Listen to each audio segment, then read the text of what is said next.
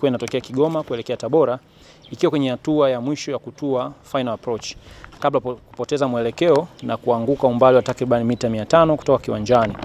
Taarifa za msingi za ndege hiyo ilikuwa ina idadi ya watu waliokuwepo ni watu 40, abiria 35, wahudumu 5. Kiasi cha mafuta cha ndege ilikuwa ni lita 5200. Hali ya hewa ilikuwa ni mawingu mazito na upepo wa wastani. Aina ya ajali hard landing iliyosababisha kuacha njia na kuanguka karibu na kiwanja. Hatua ambazo zilichukuliwa, kikosi cha zimamoto na uokoaji kiliwasili eneo la tukio katika muda ambao wa dakika 3. Huduma za dharura ambulance zilifanya kazi ya kuhamisha majeruhi kwenda hospitali ya mkoa wa Tabora, na eneo la tukio lilizingirwa kwa usalama na vyombo vya dola, na vile kituo cha kuongoza ndege yani Air Traffic Control Tower imesimamisha kwa muda shughuli zote za ndege, kwa maana ya kiwanja kilifungwa kwa muda. Majeruhi walioripotiwa walikuwa ni 10. Na vile taarifa ya vifo ambavyo tuliripotiwa ni 5.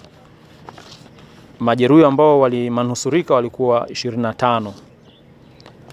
Uchunguzi wa hali unaonyesha ilisababishwa na hali ya hewa, lakini uchunguzi kamili utaendelea. Taarifa ya tukio la ajali ya ndege ni taarifa la kimazoezi.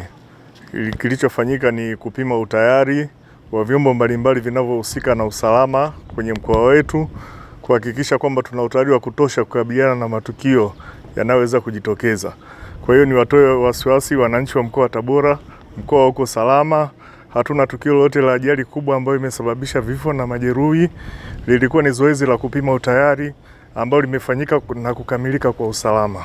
Sasa ni simple tu. Waone Viva Promotion kwa mahitaji ya printing aina zote, kama vile mabango size zote na aina zote, 3D, 2D na banners, vibao vya maofisini au sehemu za biashara kama hoteli, lodge na kadhalika. Viva Promotions wana print t-shirts na jezi, wanafanya branding ya ofisi kuipa muonekano wa nje wa kuvutia. Wanapatikana Tabora mjini, mtaa wa shule, jirani na chuo cha utumishi wa umma Uhazili. Simu namba 0762 484266.